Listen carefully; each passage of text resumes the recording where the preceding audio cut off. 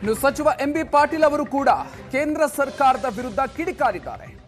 ಮೋದಿ ಕುಂಭಕರ್ಣ ನಿದ್ದೆಯಿಂದ ಎದ್ದು ರಾಜೀನಾಮೆಯನ್ನ ಪಡೆದರು. 47 ದಿನಗಳ ಕಾಲ ಮಕ್ಕಳ ಭವಿಷ್ಯದ ಜೊತೆಗೆ ಆಟ ಆಡಿದ್ದಾರೆ. ನಮ್ಮ ನಾಯಕರು ಹೇಳಿದಂತೆ ಮೋದಿ ಕ್ಷಮೆ ಕೇಳಲೇಬೇಕು ಅಂತ ಆಗ್ರಹಿಸಿದ್ದಾರೆ. ಪ್ರಧಾನಿ ಮೋದಿ ಒಂದು ದಿನವೂ ಕೂಡ ಪತ್ರಿಕಾಗೋಷ್ಠಿಯನ್ನ ನಡೆಸಿಲ್ಲ. ಪ್ರಧಾನಿ ಮೋದಿ ಯುಗ ಈಗ ಅಂತ್ಯ ಆಗಿದೆ ಅಂತ ಸಚಿವ ಎಂಬಿ ಪಾಟೀಲ್ ಅವರು ಹೇಳಿದ್ದಾರೆ.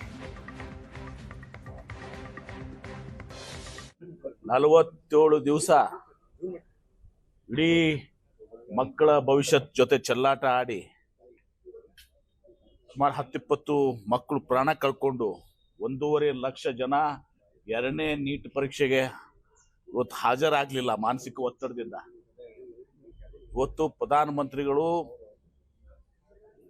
ಇವತ್ತು ನಾಚಿಕೆ ಪಡುವಂತ ಪರಿಸ್ಥಿತಿ ಇದು. 24 ಗಂಟೆ ಒಳಗಡೆ ಇದನ್ನು ಮಾಡಬೇಕಾಗಿತ್ತು, ಏನಾದರೂ ಮರ್ಯಾದೆ ಉಳಿತಿತ್ತು.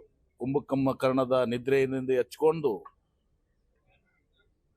ಈಗ ಇದನ್ನ ಅನಿವಾರ್ಯವಾಗಿ ಮಾಡಿದ್ದಾರೆ. ಯಾಕಂದ್ರೆ ಗೊತ್ತಾಯ್ತು ಅವ್ರಿಗೆ ಇನ್ನು ಮುಂದೆ ಇವರು ಅಚ್ಚೇ ದಿನ ನಡೆಯೋದಿಲ್ಲ, ಇವರು ಸುಳ್ಳುಗಳ ನಡೆಯೋದಿಲ್ಲ ಅಂತ ತಿಳ್ಕೊಂಡು ಈಗ ಅನಿವಾರ್ಯವಾಗಿ ಇವತ್ತು ದಿವಸ ಈ ಹೆಜ್ಜೆ ಇಟ್ಟಿದ್ದಾರೆ.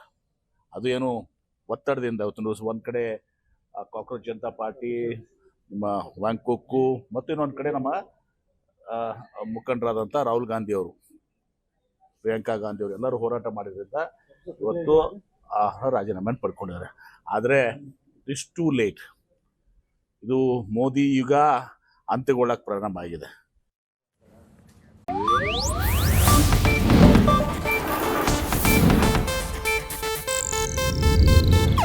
ಇದು ಏಷ್ಯಾನೆಟ್ ನ್ಯೂಸ್ ನೆಟ್ವರ್ಕ್ ಪ್ರಸ್ತುತಿ.